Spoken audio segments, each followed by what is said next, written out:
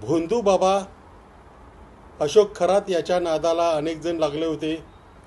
त्याच्या काळ्या जादूचे तो साप, कोल्ह्याची शिंग, कस्तुरी आणि अनेक प्रकारांना बरेच जण बळी पडले होते असं म्हणतात. काही जणांनी, विशेषतः महिला आयोगाच्या माजी अध्यक्ष रुपाली चाकणकर आणि सुनील तटकरे खासदार यांनी आपलं अनामिकेचं बोट कापून घेतल्याचा आरोप होत होता. त्याच्यावर दोघांनी आता स्पष्टीकरण दिलंय. दोघांनी म्हणजे रुपाली चाकणकर यांच्या समर्थकांनी आणि स्वतः सुनील तटकरे यांनी खुलासा दिलाय की त्या दोघांनी म्हटलं की आपलं बोट हे गाडीच्या दरवाजामध्ये सापडल्यामुळे झालेलं आहे. अजब योगायोग आहे. कदाचित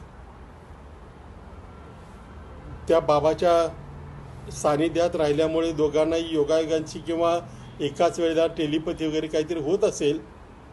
परंतु हे तसं सामान्य माणसाला पटणारं नाही एवढं मात्र नक्की. या संदर्भातला त्यांचा खुलासा त्यांनी केलाय. मोठे राजकारणी त्यांच्यावर सध्या तर विश्वास ठेवावा लागेल, परंतु पटणारा नाही एवढं मात्र नक्की सांगता येईल.